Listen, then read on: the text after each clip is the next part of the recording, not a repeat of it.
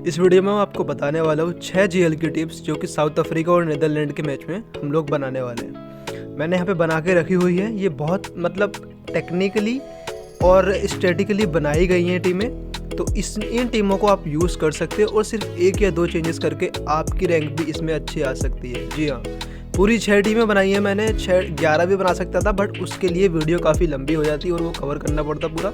इसलिए सारे जितने भी वर्ल्ड कप के मैचेस होंगे मैं उसमें आपको 6 टीमें बना के देने वाला हूँ सारे मैचेस में, जो कि ग्रैंड लीग की होंगी। और स्मॉल लीग की वीडियो आपको पता है पहले ही आ चुकी है, जो कि मैंने अपने चैनल पर रात ही अपलोड कर दी थी। आप चाहो तो उसको भी जाके देख सकते हो। चलो सीधा बात करते हैं पहली टीम पे हमारी।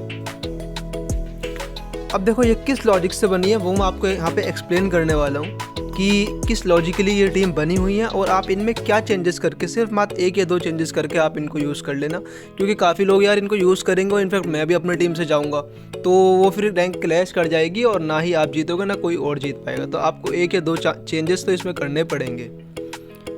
अब देखो सबसे पहले टीम हमने किस हिसाब से बनाई है। यहाँ पे हमने देखा है कि साउथ अफ्रीका कर रही है पहले बॉलिंग।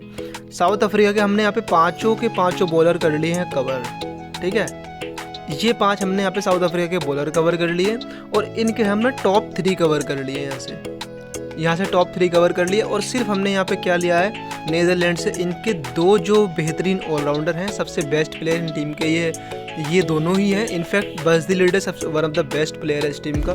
उसके बाद एकरमैन को हम लोग रैंक करते हैं और उसके बाद फिर जिनके कैप्टन है फिडल एडवर्ड। ठीक है, सॉरी फिडल नहीं, एस एडवर्ड। अब यहाँ पे एस एडवर्ड को लेने का लॉजिक ये है कि देखो यार इस पे कोई ध्यान नहीं देगा क्योंकि इतना कुछ अभी इस टूर्नामेंट में किया नहीं है। बट अगर टीम का कैप्टन है तो कुछ ना कुछ तो बंदे को आता होगा ना यार।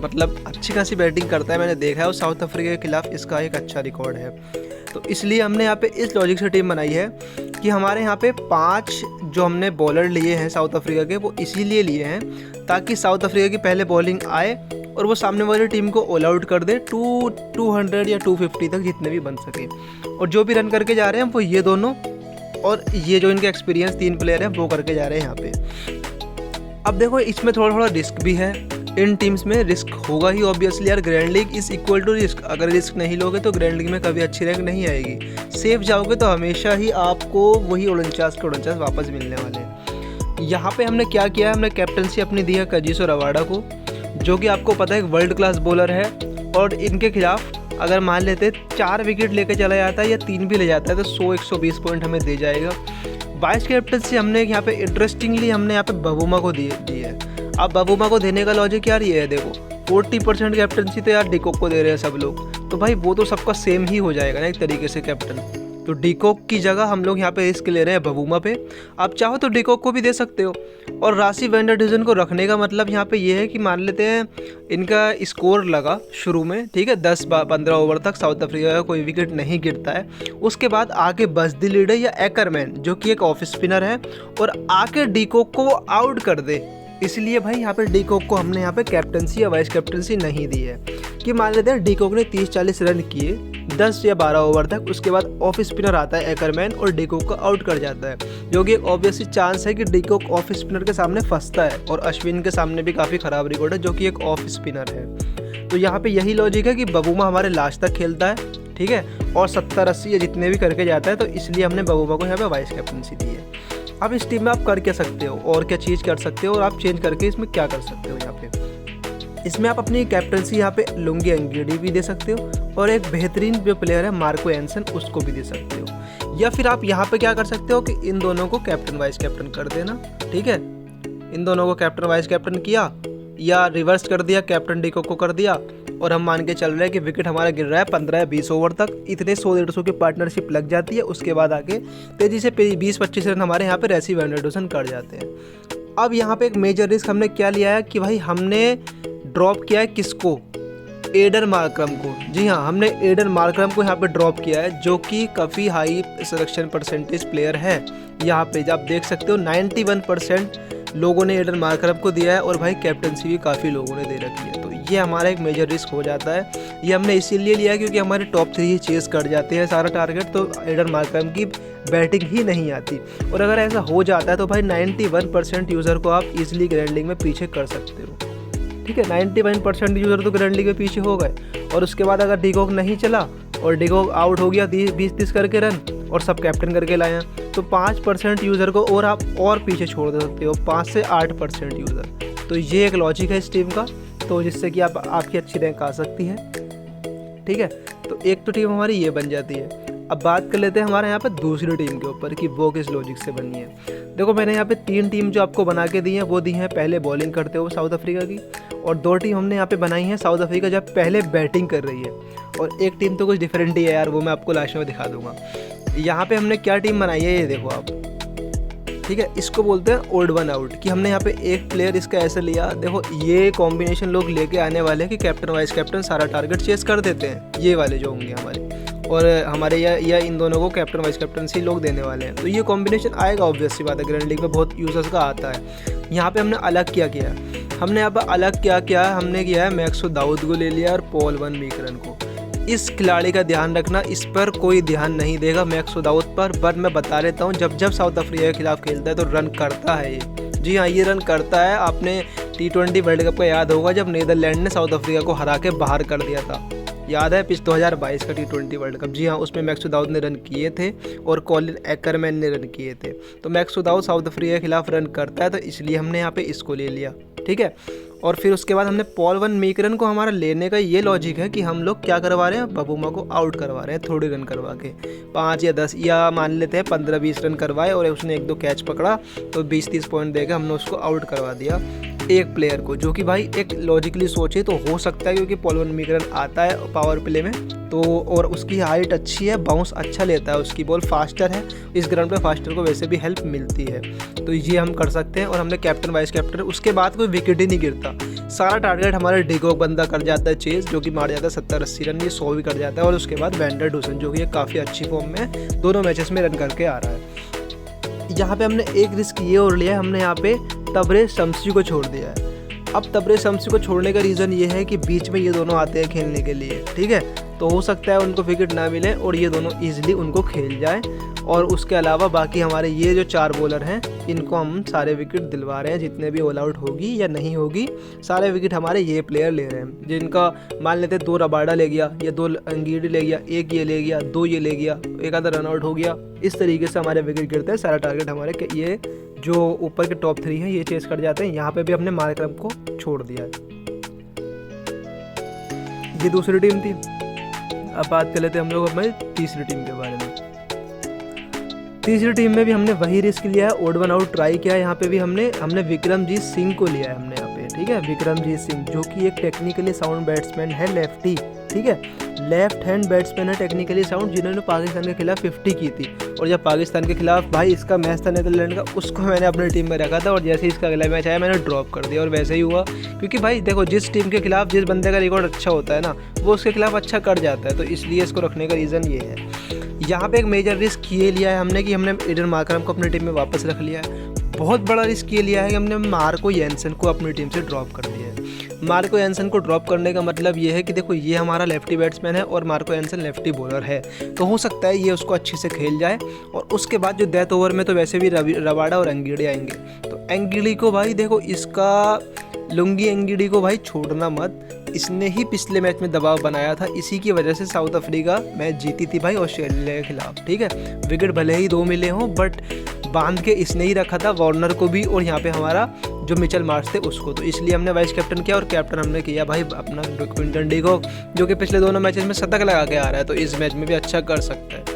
बाकी ये 2 प्लेयर हैं टॉप 3 हमारे, फिर से यहाँ पे टारगेट चेस कर रहे हैं। उसके बाद तो मार्करम आएगा ही, तो हमने टॉप 4 से यहाँ पे टारगेट चेस करा दिया है। हमने क्या देखा कि कोई क्विंटन डिकॉक तो जमा रहेगा लास्ट तक, ये 30 कर जाता है, ये 20 कर जाता है, ये 30 कर जाता है, तो इसलिए टारगेट इस तरीके से चेस हो जाता है और क्विंटन डिकॉक कैप्टनसी। और यहाँ पे लुंगी अंगीडी क्या करता है, पहले बॉलिंग करते हुए 3 से 4 विकेट लेके चला जाता है। ओड वन आउट क्या ट्राई किया है हमने यहाँ पे लिया रासी वैंडर डूसन। अब इसको लेने का देखो क्या रीज़न है, ये राइटी ठीक है, और ये है लेफ्ट आर्म स्पिनर। तो 10 ओवर के बाद मान लेते हैं बबूमा अपने स्कोर करता है 20 या 30, ये लेफ्ट आर्म स्पिनर आता है और इसको विकेट कर जाता है। उसके बाद रासी वैंडर डूसन ये भी 20-30 करता है, ये लेफ्ट आर्म स्पिनर है, ये उसको मिडल ओवर में विकेट ले जाता है। तो इसका रीज़न ये है भाई रासी वैंडर डूसन को लेने का, रोलफ वैंडर मर्वे को लेने का। तो ये एक लॉजिकली टीम है। इसमें आप कैप्टन वाइस कैप्टन में क्या कर सकते हो, देखो चेंजेस यहाँ पे आप मार्करम को CVC कर सकते हो और एक रबाडा को कर सकते हो। ठीक है, रबाडा को या इन दोनों को ही कैप्टन वाइस कैप्टन, इस तरीके से भी आप लोग कर सकते हो। एक हमारा कॉम्बिनेशन ये हो जाता है। अब हम लोग बात कर लेते हैं अपने जो बाकी दो कॉम्बिनेशन होने वाले, जिसमें हमारी जो साउथ अफ्रीका की टीम है वो पहले बैटिंग कर रही है। अब देखो बैटिंग का यहाँ पे हमने देख लिया है, और ये किस लॉजिक से बनी है भाई। 5 हमने कर लिए हैं टॉप 5 कवर साउथ अफ्रीका के, जो कि पहले बैटिंग करेगी साउथ अफ्रीका, तो ऑब्वियसली बात है पाँचों कुछ ना कुछ करके जाएंगे, और उनमें से 2 प्लेयर ऐसे होंगे जो बड़ा करके जाने वाले हैं। डीको को हमने फिर से यहाँ पे कैप्टनसी दी है, और यहाँ पे हमने वाइस कैप्टनसी दी है हेनरिक क्लासेन को, जिस पर काफ़ी लोग ध्यान ही नहीं दे रहे हैं। पर बता लेता हूँ भाई, देखो यहाँ पे क्या हुआ, मान लेते हैं 60-70 पे पहला विकेट गिरता है, रासी वैंडरडुसन 30-40 कट जाता है, और हमारा मार्करम भी कट जाता है। फिर आती है भाई यहाँ पे हेनरिक क्लासेन की बैटिंग, और सामने वाली टीम तो है ही वैसे भी वीक, और क्लासेन अगर 40 बॉलें खेल गया तो ये 70-80 करके जाएगा भाई सीधा। इतनी तेज़ी से खेलता है। ऑस्ट्रेलिया के खिलाफ आपने देखा होगा जब 10-12 छक्के लगाए थे, 180 या 83 कुछ बनाए थे भाई, बहुत तगड़ी पारी खेलती है। वैसे ही इस मैच में कुछ हो सकता है, तो बाद में फिनिश करने आता है, तो मान लेते हैं भाई इसने 30-40 बॉलें खेली, 70-80 कर गया, तो कैप्टन वाइस कैप्टन की बेहतरीन चॉइस होने वाला है। अब हमने क्या किया है यहाँ पे, इसका फास्ट बॉलर कवर कर लिया, ये फास्टर कवर कर लिया, और ये स्पिनर कवर कर लिया। ये दोनों करने वाले डेथ में ओवर, बसदिल ईडे और पॉल वैन मीकरन, तो इन दोनों को तो लेना ही है। और यहाँ पे कॉलिन एकरमैन को एज ए बैट्समैन और ऐसे बॉलर भी हमने ले लिया है। उसके बाद आती है भाई इनकी नीदरलैंड की बैटिंग, और शुरू में ही विकेट गिराता है मार्को जेनसन और लुंगी एंगिडी, 1-2 विकेट शुरू में छटका जाते हैं। उसके बाद इनकी बैटिंग आएगी बसदिल ईडे की और कॉलिन एकरमैन की, जो कि स्पिनर्स को काफ़ी ईजिली, या मान लेते हैं स्पिनर को विकेट नहीं देते और खेल जाते हैं। और फिर से बाद में मार्को जेनसन और रबाडा आके इनके सारे विकेट ले जाते हैं और ऑल आउट कर देते हैं। तो ये इस लॉजिक से टीम बनी है कि साउथ अफ्रीका ने पहले बैटिंग की और 400 लगा दिया या 350 लगा दिया, और उसके बाद सामने वाली टीम को कर दिया ऑल आउट। इसमें आप क्या कर सकते हो, इसमें आप किसी एक प्लेयर की जगह, या तो पॉल वैन मीकरन की जगह, या एकरमैन की जगह, या फिर मार्करम की जगह, इनमें से किसी एक प्लेयर को हटा के यहाँ पे एक स्पिनर ले सकते हो, तबरेज शमसी या केशव महाराज, जो कि है चांसेस सेकंड इनिंग में 1 या 2 विकेट लेके जा सकते हैं। तो ये भी आपके लिए थोड़ा डिफरेंट बन सकता है। एक टीम हमारी ये हो गई। अब हम बात करने वाले हैं हमारे यहाँ पे 5वीं टीम के बारे में। अब देखो ये टीम होने वाली है काफ़ी ज़्यादा इंटरेस्टिंग इसलिए हमने यहाँ पे कैप्टन वाइस कैप्टन ही ऐसे ही रखे हैं इस बार, कि थोड़ा डिफरेंट। किनको भाई मार्करम को कैप्टन किया और रासी वैंडरडुसन को वाइस कैप्टन किया, जो कि एक लंबी पारी इस मैच में खेल सकते हैं, क्योंकि सामने वाला अपोनेंट जो है वो थोड़ा हल्का है। तो ठीक है, नीदरलैंड की टीम यार जैसे कि पता ही है आपको यार, काफ़ी स्ट्रॉन्ग नहीं है, वीक टीम है एक, ठीक है, एसोसिएट नेशन है, और खासकर साउथ अफ्रीका के सामने, जो कि करंट फॉर्म जिसकी तगड़ी है भाई साउथ अफ्रीका की, तो इनसे पंगा लेना तो भाई ऑस्ट्रेलिया को भारी पड़ गया, न्यूजीलैंड इंग्लैंड को भारी पड़ गया, सॉरी। तो आप समझ सकते हो कितना तगड़ा खेल रहे हैं ये लोग। यहाँ पे फिर से पहले बैटिंग आती है किसकी, साउथ अफ्रीका की। बबूमा को हमने यहाँ पे आउट किया है, ठीक है, बबूमा को, जो कि रासी वैंडरडुसन मान लेते हैं आके ले जाते हैं, लेफ्ट आर्म स्पिनर हैं, बबूमा को आउट कर देते हैं। उसके बाद रासी वैंडरडुसन की लंबी पारी आती है, और इनको हमारे डीकॉक को 10 ओवर के बाद कॉलिन एकरमैन आउट कर देते हैं। 10 ओवर के लिए हमने ये दोनों स्पिनर रखे हैं, 10 ओवर तक ये 20-30 रन करते हैं दोनों। उसके बाद ये स्पिनर आके इन दोनों का विकेट ले जाते हैं, डीकॉक का और तेम्बा बबूमा का। अब यहाँ पे पारी लंबी चलती है भाई रासी वैंडरडुसन की, उसका साथ देता है मार्करम, उसके बाद मिलर और क्लासेन आएंगे फिनिश करने, जो कि 30-30, 40-40 या 50-50 रन तेज़ी से करके दे सकते हैं। यहाँ पे कैप्टनसी मार्करम और वाइस कैप्टनसी रासी वैंडरडुसन को इसलिए दी है, दोनों 10 ओवर के बाद खेलने के लिए आएंगे मान लेते हैं। देखो अगर यार टीम बनानी है ना ग्रैंड लीग की, तो थोड़ा तो एज्यूम करना पड़ता है, थोड़ा लॉजिक लगाना पड़ता है कि यार इस तरीके से मैच चला तो हम किन प्लेयर्स को लें, या इस तरीके से प्लेयर कौन से ले सकते हैं कि हमारे फेवर में मैच आए, तो ये करना पड़ता है। यहाँ पे हमने बाकी यहाँ पे 3 बॉलर ले लिए हैं साउथ अफ्रीका के। लुंगी एंगिडी को ड्रॉप किया इस मैच में, क्यों? क्योंकि देखो शुरू में मान लेते हैं कि थोड़ा नहीं मिले विकेट, और मार्को जेनसन को विकेट मिल गया, लुंगी एंगिडी को नहीं मिले। उसके बाद आके भाई ये सब समेट देते हैं, रबाडा, शमसी और ये, और भाई मार्करम भी अपना हाथ खोलता है बॉलिंग में आके, और 2-3 विकेट ये भी ले जाता है। 2 विकेट मार्करम ले गया और 40-50 रन कर गया, तो कैप्टनसी की बेस्ट चॉइस हो गया। एक लॉजिक हमारा ये बना हुआ था, इसमें भी आप 1-2 चेंजेस करके अपनी टीम लगा सकते हो। एंड फाइनल टीम जो होने वाली है हमारी, जो 6 टीम होने वाली है, वो होने वाली है थोड़ी डिफरेंट का रीज़न हमारा ये है कि हमने यहाँ पे भाई काफ़ी ज़्यादा डिफरेंट कर दिया है। देखो उसका रीज़न भी है यार, एक यहाँ पे हमने देखा कि भाई नीदरलैंड कर दिया फाइट साउथ अफ्रीका से, एट द लास्ट तो जीतनी साउथ अफ्रीका ही है। बहुत कम चांसेस है कि उलटफेर हो जाए अफ्रीका उसकी तरह, अफगानिस्तान की तरह, बट मुझे नहीं लगता इसमें होने वाला है ऐसा कुछ। यहाँ पे काफ़ी चीज़ें डिफरेंट की हैं हमने। कैप्टनसी दी है हमने यहाँ पे मार्करम को और वाइस कैप्टनसी दी है हेनरिक क्लासन को। यहाँ पे भी हमने माना कि साउथ अफ्रीका करी पहले बैटिंग, हमने यहाँ पे इसका एक ले लिया फास्टर, जो कि ये दोनों आएंगे भाई डेथ में। और आपको पता होगा भाई आर्यन दत्त डेथ में बॉल लेकर आते हैं, 40 ओवर के बाद 2-3 ओवर करते हैं। आर्यन दत्त एक डिफरेंशियल चॉइस बन सकता है इस मैच में, इसीलिए लिया है क्योंकि देखो ओपन तो करेगा बॉलिंग से, तो यहाँ पे डिकॉक को खा गया। ऑफ स्पिनर है, काफ़ी अच्छी टर्न कर रहा है, मैंने देखा है इसको बॉल करते हुए, इस टूर्नामेंट में काफ़ी अच्छी बॉलिंग की है। तो मान लेते हैं डिकॉक आउट, और भाई डिकॉक अगर आउट हो गया ना शुरू में, जो आपने ड्रॉप किया है, समझ लो 95% यूज़र की टीम खत्म है ग्रैंड लीग में। आप सिर्फ 5% यूज़र से कॉम्पिटिट कर रहे हो यहाँ पे, और आर्यन दत्त को ले रखा है आपने, तो 1% या 2% सिलेक्शन इसका है, तो आप उन टॉप 1% में आने वाले हो यूज़र्स में, तो ये समझ लो अगर ये हो गया तो। और फिर उसके बाद भाई इसने यहाँ पे बबूमा की पार्टनरशिप लगी, बबूमा, और ठीक है, उसके बाद राशि वेंडरडूसन आ जाता है और राशि वेंडरडूसन को कर देता है पॉल वन मीगरन आउट। उसके बाद भाई इन दोनों की पार्टनरशिप लगने वाली है, बबूमा और मार्करम ये खेलेंगे, और मार्करम भाई खेलता है तो जब तुम्हें खेलता है पता है यार, एक मैच में शतक करके आ रहा है, एक मैच में 50 करके आ रहा है, वो भी इतनी तेज़ी से। उसके बाद आएगा भाई हेनरिक क्लासन, जिसको हमने दी है अपनी वाइस कैप्टनसी, और आपको पता है कितनी तेज़ी से हेनरिक क्लासन रन कर सकता है, और फिनिश करने आएगा यहाँ पर डेविड मिलर। ये एक लॉजिक है इसका टीम बनाने का कि हमने यहाँ पे इसके जो यहाँ पे पावर प्ले के बॉलर है वो कवर कर लिए, ये तीनों ही पावर प्ले करेंगे, मतलब ये दोनों, और ये तीनों करने वाले हैं हमारे यहाँ पे क्या कि डेथ में बॉल। तो भाई ये इस लॉजिक से टीम बनी है कि पावर प्ले और डेथ के बॉलर ले लिए हैं हमने नीदरलैंड के, जो कि होने वाले हैं ये तीनों, ठीक है। उसके बाद क्या किया हमने यहाँ पे, उसके बाद हमने यहाँ पे देखो एंगिडी को ड्रॉप कर दिया, और ड्रॉप कर दिया ली एक डिफरेंशियल ग्रैंड, ये जीएल की टीम है, ये ध्यान रखना, प्रॉपरली डिफरेंशियल ग्रैंड लीग की टीम है।